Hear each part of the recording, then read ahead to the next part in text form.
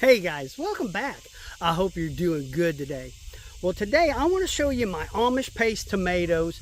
They're doing great, and I'm going to show you something else that I think will directly affect the size of your tomatoes, how many you get, and it all comes back to what you're going to do to get ready to plant your tomatoes. And so I'm going to show you a few things, and then I'm going to explain to you how it all kind of works together. But let me show you how my tomatoes are doing. Okay, so it's an Amish paste, which is an heirloom. It's an intermediate variety, and as the name implies, they're really more for, I'm going to use them for salsa, making sauces and things like that. They're not really a slicing tomato. So let's take a look. They have just came out beautiful, and I'm getting a lot of them. My old Germans, the other variety that I planted, they are just doing great. Again, I can't be happier with these. I mean, maybe some of the best tomatoes that I think I've ever grown. Just really, really nice. And so I want to show you something over here that will really kind of make a difference on how many tomatoes you get, how big they are. And I'll explain to you why the way I planted them this year, I think, is just so beneficial to how I'm getting all these tomatoes. So let me take you over here and show you this. Let me show you what happened here. Now, this is a sucker. This is towards the top of the plant. And you can see normally on an indeterminate, I would go ahead and pull this off.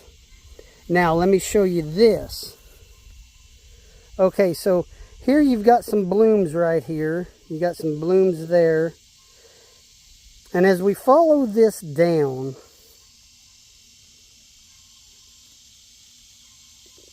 and I hope this doesn't get too blurry, but this is actually a sucker too. Okay? Right here, and it's hard to see with the leaves and stuff, but right here is the main stem. And this comes up, and that's that sucker that I just showed you.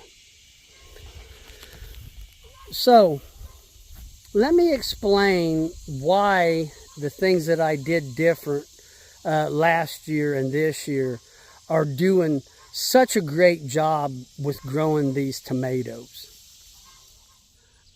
Okay, so before I finish up real quick, if you want to see how these Amish pastes come out and how my old Germans come out, and maybe see what kind of harvest you could get if you plant them this way, consider subscribing. You know, I really would appreciate it, and as always, it's free. Now, I will leave a link in the description to how I planted these tomatoes. And in that video, there's a link to how I got ready for them last fall. And they really, really do work together. And you'll see everything that I did. Now, the reason why I'm kind of harping on, these suckers is this is where I think, especially a beginning gardener, can make a huge mistake.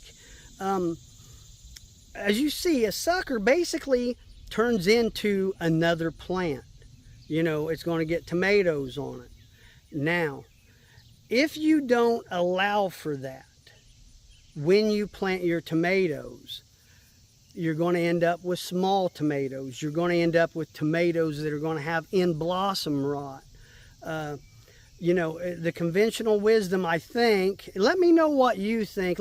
I'm really curious about this because what way do you do it? Because supposedly you leave them on the determinate tomatoes. You leave the suckers on, and on the indeterminates, you pull them off. Okay? Well, here's the problem with that. Now, I've grown indeterminates, and if you have too, they get a million suckers on them. And it's a full-time job trying to keep all of them off. So the way that I'm planting them, I really don't have to worry about it. If I can get 90% of them, I've still got enough nutrients and enough calcium and everything else where I don't have to worry about it.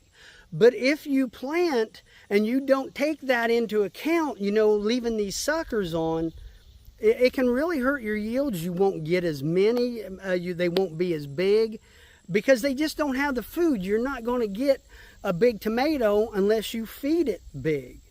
And so for that reason, that's why I think this is really benefiting me, because I can't, just like them too, I didn't mean to leave them on there, but they did get left on. And so I'm still doing good. I'm doing real good. So give it a look, see what you think, and let me know. Well, that's the video, and I hope you enjoyed it, and I hope it helped. Well, I'll talk to you later. See ya.